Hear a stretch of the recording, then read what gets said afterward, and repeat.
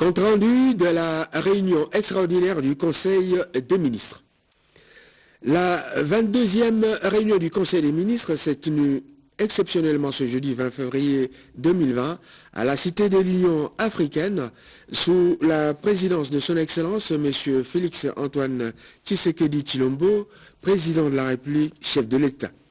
À l'ordre du jour étaient inscrits les points suivants. 1. Communication de son Excellence M. le Président de la République, chef de l'État. 2. Points d'information. 3. Approbation d'un relevé des décisions du Conseil des ministres. 4. Examen et adoption des dossiers. 5. Examen et adoption d'un projet de texte. De la communication de son Excellence Monsieur le Président de la République. La communication de son Excellence Monsieur le Président de la République a porté sur 4 points, à savoir la prestation de serment de hauts magistrats, le report du sommet des chefs d'État sur le mécanisme de suivi de l'accord cadre d'Addis Abeba, la quadripartite Rwanda, Ouganda, Angola, RDC, et enfin les sorties médiatiques des membres du gouvernement. Concernant la prestation de serment de hauts magistrats, le président de la République a expliqué au ministre le sens de la cérémonie de prestation de serment des hauts magistrats qu'il venait de présider en indiquant qu'elle marquait un tournant décisif dans l'instauration d'un état de droit et la lutte contre l'impunité. En ce qui concerne le report du sommet des chefs d'État sur le mécanisme de suivi de l'accord cadre d'Addis Abeba, le chef de l'État a rassuré le Conseil qu'il a été dicté par le problème d'agenda des chefs d'État et que la prochaine date du sommet sera connue dès la semaine prochaine. S'agissant de la quadripartite Rwanda, Ouganda, Angola, RDC, celle-ci se déroulera le vendredi 21 février 2020 à Gatuna ou Katuna, selon. Le but de ce quadripartite est d'amener les deux pays, l'Ouganda et le Rwanda, à éviter l'escalade et à normaliser les relations dans l'intérêt des deux pays et de leurs voisins. Pour ce qui est des sorties médiatiques des ministres, le président de la République a invité ces derniers à la plus grande prudence pour éviter la récupération du discours à des fins politiciennes. Des points d'information. Vice-premier ministre, ministre de l'Intérieur, Sécurité et Affaires coutumières. Premier point, État et administration du territoire. À en croire son Excellence Monsieur le Vice-premier ministre, ministre de l'Intérieur, la situation est généralement calme sur toute l'étendue du territoire. Quelques faits saillants peuvent cependant être relevés. L'état d'esprit de la population. Cet état d'esprit se caractérise par les faits ci-après. L'agitation dans les milieux de l'UNIKIN à la suite de la décision des professeurs de ne pas reprendre les cours avant le 24 février 2020. On note également la baisse de la psychose occasionnée par le coronavirus à la suite des communications du gouvernement. On remarquera également la menace de grève des conducteurs de taxis dénonçant les tracasseries policières à Kinshasa. Enfin, on notera l'émoi à la suite de l'accident de circulation survenu à l'endroit dit Triangle entre la route bypass, celle menant vers le campus de Kinshasa, ayant fait 15 morts et une trentaine de blessés. Point 3, l'état sécuritaire. Les opérations menées par les FARDC dans la partie est de la République contre les forces négatives se poursuivent. On note des agitations des activistes ou miliciens Lendu Kodeko, FRPI et autres ADF-MTM dans l'Ituri. Dans les plateaux de Minembwe, dans les territoires de Fizi, on notera que la relève du commandant de la police nationale n'a pu s'opérer. Des habitants non autrement identifiés en ont empêché la réalisation. L'encadrement des miliciens pygmées qui se rendent aux autorités dans le Tanganyika laisse à désirer, ce qui pousse beaucoup à regagner la brousse. On note également la poursuite du mouvement de retour volontaire des compatriotes en provenance du camp de réfugiés de Rwamanja en Ouganda via le poste frontière de Bunagana dans le Rutshuru. Ministre de la Défense nationale et ancien combattant. Son Excellence, Monsieur le ministre de la Défense nationale et ancien combattant, a confirmé le calme relatif qui règne sur l'ensemble du territoire national, à part quelques actions désespérées menées par certains groupes armés traqués par les FARDC et qui s'intensifient à l'est de la République. Les fouilles en vue d'identifier, localiser et neutraliser les assaillants ainsi que leurs complices se poursuivent.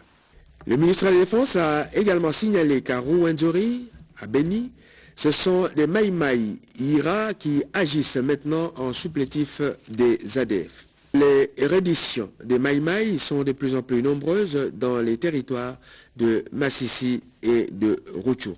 Dans le territoire de Djougou, on doit confirmer l'imminence de la signature de l'accord pour la paix entre le gouvernement et les FRPI. Toujours dans l'Ituri, les FARDC ont lancé la traque contre le nouveau groupe armé à connotation tribale dénommé FIRP, à savoir les forces des intégrationnistes résistants et patriotes du Congo, et ce en territoire d'Irumu. Vice-premier ministre, ministre de la Justice et garde des Sceaux. Il s'agit de la problématique de l'évolution de la procédure judiciaire concernant le dossier de fonds sortis du Trésor public pour financer les sauts de moutons. Le vice-premier ministre, ministre de la Justice et garde des Sceaux, a rappelé que lors de la 20e réunion du Conseil des ministres, le président de la République avait fait état des informations qui lui parvenaient sur la lenteur des travaux de 100 jours. Il vous souviendra qu'à ce sujet, le président de la République avait demandé que la lumière soit faite sur les raisons du retard de l'exécution des travaux. Il avait fait savoir, à l'occasion des informations évoquées au Conseil des ministres sur les éventuels abus caractérisant ces travaux, qu'il y avait lieu d'initier un audit sur les ouvrages dits sauts de moutons et une action judiciaire à l'égard des sociétés chargées des autres ouvrages. C'est ainsi que le vice-premier ministre, ministre de la Justice, a donné injonction aux procureurs généraux près les parquets de Kinshasa-Gombe et Kinshasa-Matete d'ouvrir une information judiciaire sur l'utilisation des fonds publics reçus. Agissant dans le cadre de ces réquisitions, les procureurs généraux ont entendu plusieurs personnes, dont les directeurs généraux de l'OVD et de l'Office de route, ainsi que les responsables des entreprises chargées de l'exécution des ouvrages, parmi lesquels Craig 7 et Safricas, qui ont été retenus pendant longtemps pour leur audition. Cependant, le patron de Safricas reste détenu pour des raisons d'enquête. Il y a lieu de relever que toutes les pièces nécessaires à la manifestation de la vérité ne sont pas encore réunies. Il est envisagé d'entendre les concernés sur procès-verbal dans le strict respect des droits de la défense et éventuellement recourir à la contrainte physique s'il y a lieu. Le vice-premier ministre, ministre de la Justice, a rappelé à cette occasion le credo du chef de l'État pour un véritable état des droits avec une justice qui doit aller jusqu'au bout des affaires dont elle est saisie, quels qu'en soient les auteurs. Il a souhaité que cette action soit le début du renouveau et de la crédibilisation de notre justice. Ministre des Finances. Il s'agit de la problématique de l'évaluation des risques pour la réalisation du programme de référence conclu avec le Fonds monétaire international.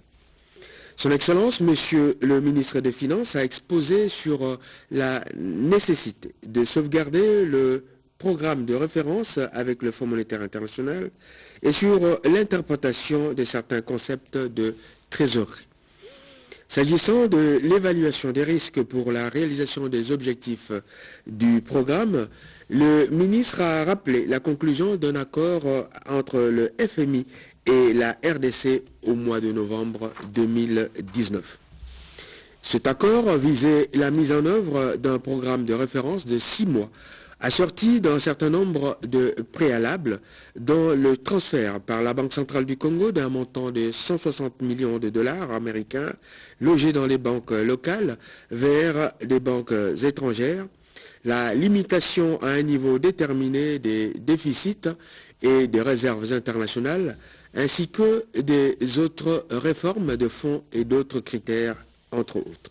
Sur cette base, un montant de 368 millions de dollars américains fut décaissé en faveur de la République démocratique du Congo au titre d'appui à la balance des paiements.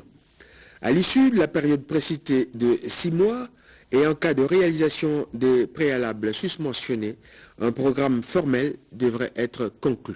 Le ministre a insisté sur la nécessité pour le gouvernement de respecter ses engagements en vue de voir s'ouvrir des perspectives financières importantes pour notre pays. S'agissant de l'interprétation de certains concepts en rapport avec le niveau d'exécution de notre budget, le ministre a explicité à l'attention du Conseil des ministres la différence entre le plan de trésorerie et le plan d'engagement budgétaire. Il a confirmé que le ministre des Finances n'a aucun pouvoir de modifier le contenu de la loi des finances, quelles qu'en soient les circonstances. Cette prérogative relève du seul législateur. Ministre de la Recherche scientifique et innovation technologique. Son Excellence, Monsieur le ministre de la Recherche scientifique et innovation technologique, a sollicité du Conseil des ministres l'autorisation de procéder au redémarrage du réacteur de recherche TRICO 2 du Commissariat général à l'énergie atomique. Il a également demandé au Conseil qu'il soit autorisé à aller défendre cette position de la République démocratique du Congo à la réunion de consultation sur les améliorations de la sécurité nucléaire en RDC, réunion prévue à Vienne.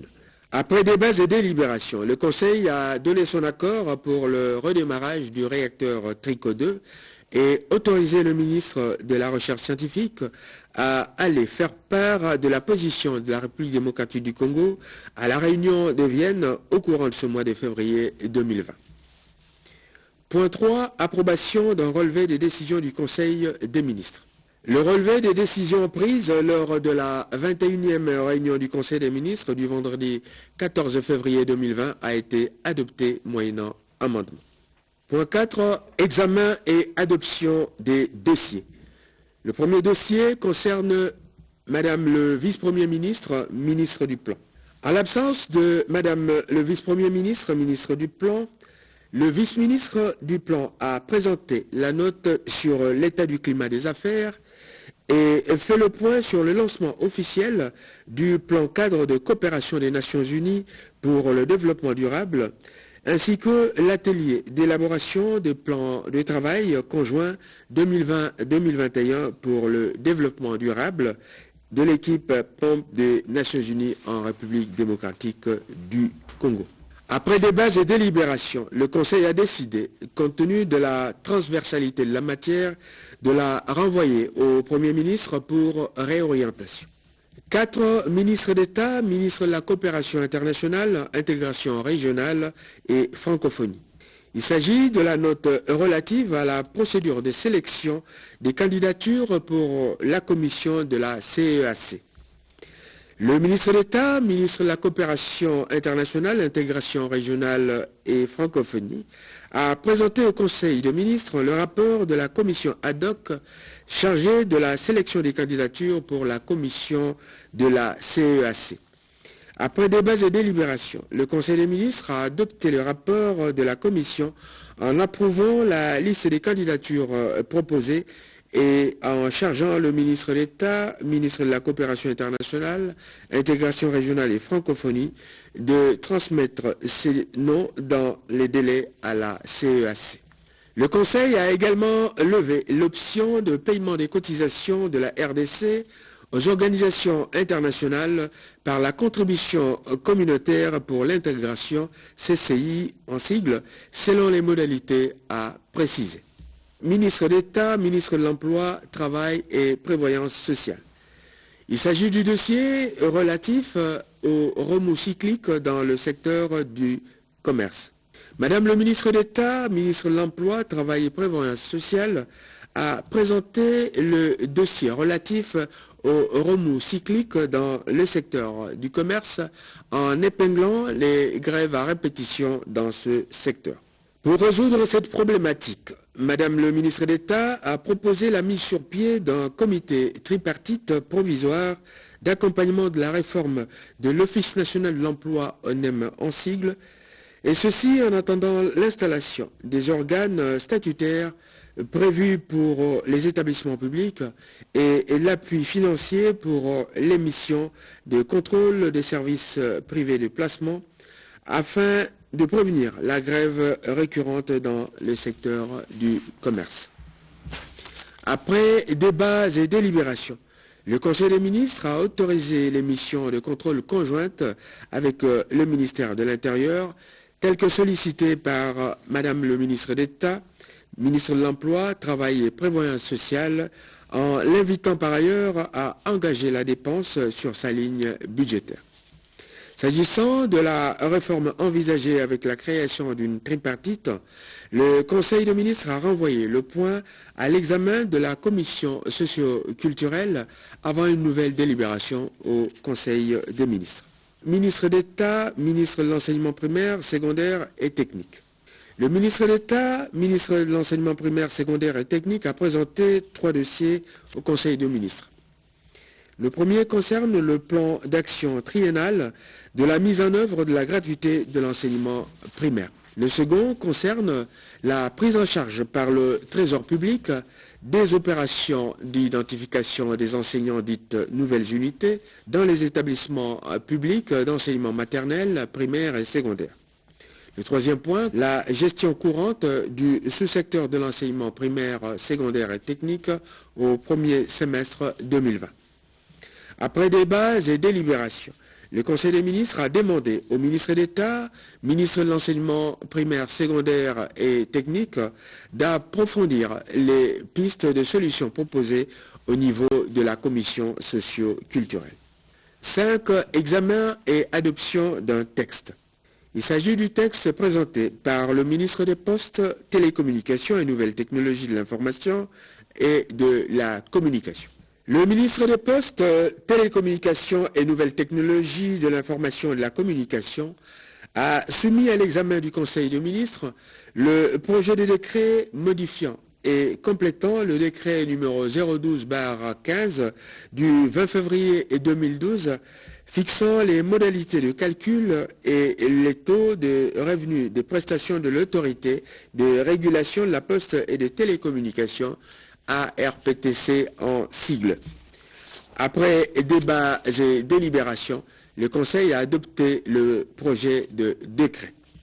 Commencé à 14h40, la réunion du Conseil des ministres s'est terminée à 20h25. Je vous remercie.